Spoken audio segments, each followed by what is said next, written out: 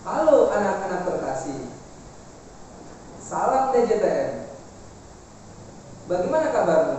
Bapak berharap bahwa kalian semua dalam keadaan baik-baik saja. Kembali kita belajar bersama Pak Yosi tentunya.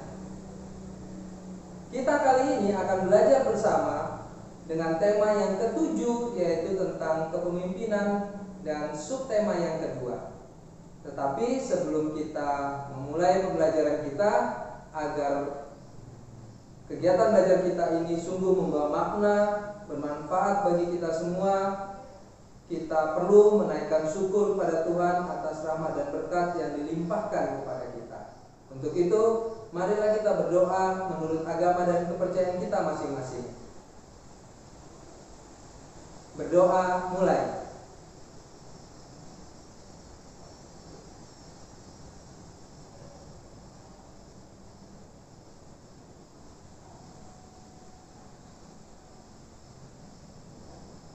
Berdoa selesai. Anak-anak DJTM, kalian tahu tidak bahwa seorang pemimpin itu mempunyai jiwa kepemimpinan yang luar biasa. Dan untuk menjadi seorang pemimpin, maka sikap kepemimpinan harus ada dalam diri kita. Apa saja sikap kepemimpinan yang harus ada dalam diri seseorang? Yang pertama adalah dia mau bertanggung jawab. Yang kedua adalah dia punya kepedulian terhadap orang-orang yang mau dipimpin, punya arah dan punya tujuan. Baiklah, apa yang akan kita pelajari dalam video pembelajaran kita pada kesempatan kali ini? Mari kita lihat.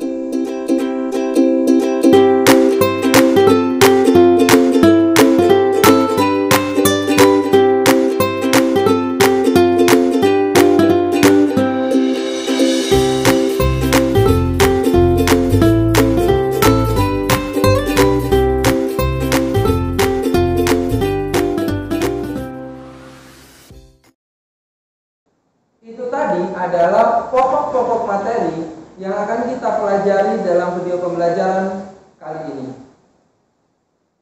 Baiklah anak-anak, untuk yang pertama adalah kita akan belajar bagaimana menentukan pesan dari teks sebuah pidato. Anak-anak bisa membayangkan atau bisa melihat dalam sebuah acara seremonial tertentu, misalnya pada pesta pernikahan, ada orang-orang yang ditunjuk untuk tampil di depan dan membacakan sebuah pidatonya. Nah, pidato yang baik itu pidato yang oratornya bisa menyampaikan isi dan pesannya dengan bahasa yang lugas, jelas, dan bisa dimengerti, dengan menggunakan kata-kata yang mudah dipahami oleh para audiensnya atau para pendengarnya. Karena sebuah pidato yang terlalu panjang membuat para audiensnya itu menjadi jenuh dan bosan, sehingga pesan yang disampaikan oleh orator itu tidak tersampaikan oleh kepada audiens atau para pendengar. Oleh karena itu, sebuah pidato harus dirancang sedemikian rupa sehingga pidato itu menjadi singkat, tidak terlalu panjang, dan pesan-pesannya itu dapat disampaikan dengan jelas. Nah, pesan-pesannya itu yang disampaikan itu biasanya diucapkan oleh seorang orator dengan memberikan penekanan dan intonasi-intonasi. Apa yang menjadi hal penting itu diberi tekanan ketika disampaikan. Kemudian, kenapa hal itu dilakukan? Agar para audiens lebih dapat mengerti, lebih dapat menangkap pesan yang disampaikan oleh orator ketika mereka mendengarkan pidato. Hal-hal penting atau pesan-pesan penting yang disampaikan itu diberi tekanan atau intonasi, diberi penekanan-penekanan, dan intonasi-intonasi yang digunakan itu digunakan oleh orator memudahkan audiens memahami isi atau pesan dari sebuah pidato. Nah, kemudian pesan yang disampaikan orator dalam pidatonya itu isinya harus sesuai dengan temanya. Jadi kalau pesta pernikahan, maka temanya itu harus sesuai dengan pesta pernikahan. Ya, harapan agar pasangan. Kemudian pidato ketika pembukaan sebuah lomba, maka isi pidatonya itu harus menyesuaikan kondisi, tema atau situasinya. Ya. Kemudian setelah mengungkapkan tujuan, seorang orator dapat juga menyampaikan pesan pidatonya kepada para pendengar. Nah, hal-hal yang harus kita perhatikan dalam membuat sebuah teks pidato. Yang pertama, dalam pembukaannya, ya. Pada bagian pembukaan, masih ingat, bagian pembukaan terdiri atas dua bagian, ya, yaitu salam pembuka dan kalimat pembuka. Ya. Nah, salam pembuka itu sudah jelas memberikan salam pengantar pembukaan. Pada bagian pembukaan ini juga berisi tentang bagaimana latar permasalahannya. Nanti akan kita lihat. Nah, pada bagian yang kedua adalah bagian isi. Bagian isi ini berisi tentang hal-hal penting, pesan, maksud yang akan disampaikan oleh orator. Diharapkan audiens bisa menerima pesan-pesan itu. Kemudian yang ketiga adalah bagian penutup. Bagian penutup ini berisi kesimpulan, berisi saran, berisi ajakan, bisa juga berisi salam penutup. Jadi hal-hal penting itu pada bagian penutup itu kesimpulan, ada saran, jadi ada ajakan dan diakhiri dengan salam penutup. Nah, bagian ini sangat penting pada bagian penutup ini, ya, karena tersampaikan atau tidak tersampaikan pesan atau isi pidato ini, ya, dapat dilihat dari respon pendengar di bagian penutup. Nah, selanjutnya, pada bagian tokoh-tokoh negara-negara di kawasan Asia Tenggara yang selalu tampil berdiskusi bersama, mereka menjalin berbagai macam bentuk kerjasama. Tokoh-tokoh para pemimpin hebat ini saling berpidato untuk menyampaikan pesan dan gagasan-gagasannya kepada negara-negara anggota Asia Tenggara lainnya. Banyak kerjasama yang mereka sudah lakukan. Nah, kita akan belajar bagaimana bentuk kerjasama Indonesia dengan negara-negara di kawasan Asia Tenggara di bidang pendidikan. Contoh, misalnya pembentukan jaringan perguruan tinggi se-ASEAN. Jadi dibentuklah sebuah jaringan perguruan tinggi se-Asia Tenggara.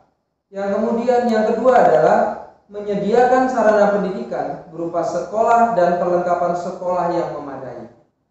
Dan yang ketiga adalah melakukan pertukaran antar pelajar dari negara-negara ASEAN. Misalnya pelajar dari Indonesia ditukar belajar di negara Singapura dan pelajar dari Singapura datang ke Indonesia untuk belajar. Terjadi pertukaran. Nah, pertukaran itu diharapkan juga bukan hanya di bidang pendidikan, tetapi ada pertukaran kebudayaan. Kebudayaan Indonesia dibawa oleh pelajar Indonesia untuk diperkenalkan juga di negara tujuannya. Begitu juga negara tujuan, misalnya Singapura, pelajar Singapura yang datang belajar ke Indonesia juga membawa kebudayaannya sekaligus mempelajari kebudayaan Indonesia.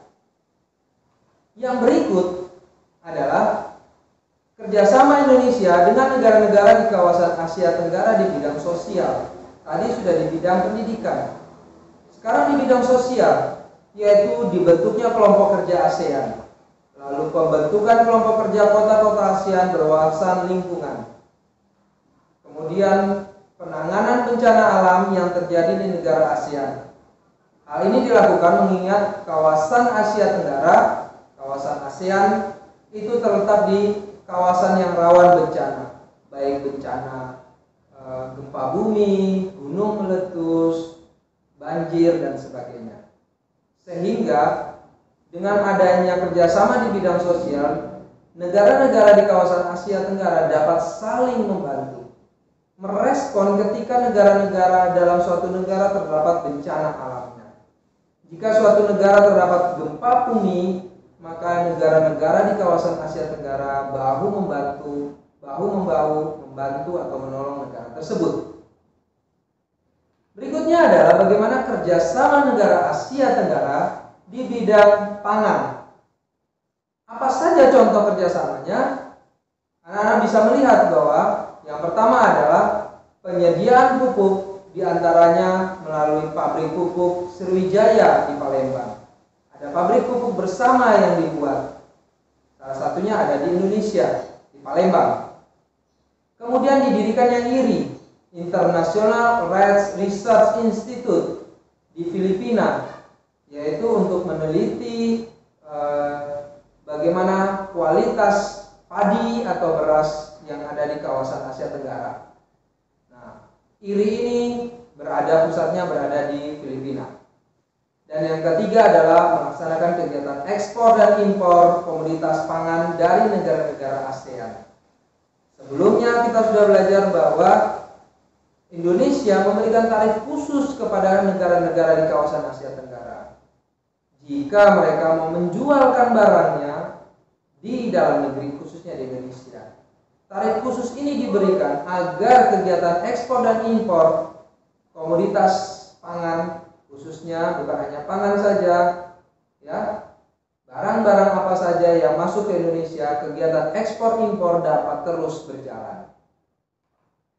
Selanjutnya adalah bagaimana bentuk kerjasama di bidang sosial. Nah, peningkatan kesejahteraan, perlindungan sosial di kawasan ASEAN, mengurangi tingkat kesenjangan yang ada pada masyarakat negara-negara ASEAN, misalnya tadi pembentukan kelompok kerja, ya, kemudian penyaluran tenaga kerja Indonesia disalurkan bekerja di negara lain, kawasan Asia Tenggara.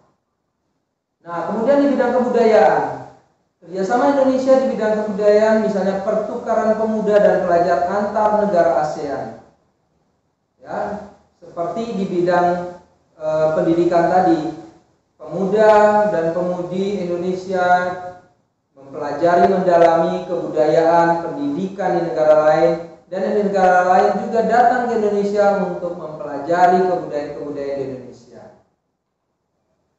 Kemudian menyelenggarakan perlombaan olahraga antar negara di kawasan Asia Tenggara, misalnya adalah SEA Games. SEA Games adalah pesta olahraga besar di kawasan Asia Tenggara. Pesta olahraga ini diikuti oleh seluruh negara-negara di kawasan Asia Tenggara, ya. Berbagai macam atlet hebat di antara negara-negara di kawasan Asia Tenggara saling berlomba memperebutkan medali. Berbagai atlet di Indonesia berlomba bersaing dalam SEA Games, pertukaran kebudayaan juga. Nah, salah satu kebudayaan yang bisa kita lakukan, salah satu bentuk kreativitas yang bisa ada di Indonesia adalah tarian. Nah, kali ini kita akan belajar bagaimana tari kreasi berpasangan. Kita sudah belajar bahwa tarian ada tari tunggal, ada tari berpasangan, dan tari majemuk yang diikuti oleh banyak orang. Nah, tari tunggal, tari yang dilakukan oleh satu orang penari. Tari berpasangan adalah tari yang dilakukan oleh dua orang atau sepasang orang. Bisa antara laki-laki dan laki-laki, dua orang laki-laki, dua orang perempuan, atau satu laki-laki dan satu perempuan. Nah, apa itu tari kreasi berpasangan? Tari kreasi berpasangan adalah tari yang dibawakan oleh dua orang penari atau secara berpasangan. Sekali lagi, dia bisa oleh laki-laki dan laki-laki, perempuan dan perempuan, atau laki-laki dan perempuan. Salah satu contoh tari kreasi berpasangan itu adalah tari caci. Pernah dengar? Nah, kalau belum, tari caci adalah salah satu tari berpasangan yang berasal dari Nusa Tenggara Timur, berasal dari Manggarai. Tari ini tentang tradisi masyarakat Manggarai untuk menguji keberanian dan ketangkasan laki-laki dalam bertarung. Sekali lagi, ini hanya tarian, ya. Unsur kebudayaan ada dalam tarian ini. Masih banyak contoh tari kreasi berpasangan lainnya di setiap daerah. Masih banyak contoh tari kreasi lainnya. Nah, sebagai tugasmu, Bapak meminta bahwa silakan menuliskan contoh-contoh tari kreasi berpasangan yang ada di seluruh Indonesia dan sebutkan asal dari daerahnya. Dari Sumbawa tentunya pasti ada dong. Selanjutnya, dalam sebuah tarian terdapat unsur-unsur tarian. Apa saja unsur-unsur tarian itu? Coba kita lihat. Nah, unsur-unsur tarian itu meliputi gerakan tari, iringan musik, properti tari, cara penyampaian, dan tata letak panggung. Itu adalah unsur-unsur dalam sebuah tarian. Mulai dari gerakan tarian, musik pengiringnya, ya, properti dalam tarian, cara menyampaikan pesan, dan tata letak panggung. Gerakan tarian sudah kita pelajari, ya. Gerakan tarian ada banyak, ya. Ada gerakan melingkar, ya. Ada gerakan horizontal, diagonal, dan seterusnya, ya. Iringan musik juga sepertinya. Musik-musik ritmis, musik-musik melodis tradisional yang dipakai untuk mengiringi sebuah tarian. Kemudian ada properti tari. Properti tari menyangkut pakaian. Kemudian ada juga tarian yang menggunakan properti payung, kemudian lilin, piring, dan sebagainya. Ya, setiap jenis tarian itu membutuhkan unsur-unsur dalam tarian, karena unsur-unsur dalam sebuah tarian mempengaruhi sebuah tarian. Ya, nah unsur-unsur itu adalah satu kesatuan yang bisa membuat tarian itu menjadi indah dan lebih menarik. Pesan yang disampaikan dalam tarian itu bisa tersampaikan dengan baik jika unsur-unsur dalam tariannya ini pun mempunyai satu kesatuan yang jelas. Baiklah anak-anak, demikian pembelajaran kita pada kesempatan kali ini. Bapak berharap apa yang kita pelajari sungguh-sungguh dapat bermanfaat bagi kita semua. Sekali lagi, jangan melupakan 3M, memakai masker, mencuci tangan, dan menjaga jarak. Tetap di rumah, jangan keluar rumah dulu, atau kalau mau keluar rumah dulu untuk hal-hal yang memang sangat penting. Demikian pembelajaran kita pada kesempatan kali ini. Salam sehat untuk kita semua dan salam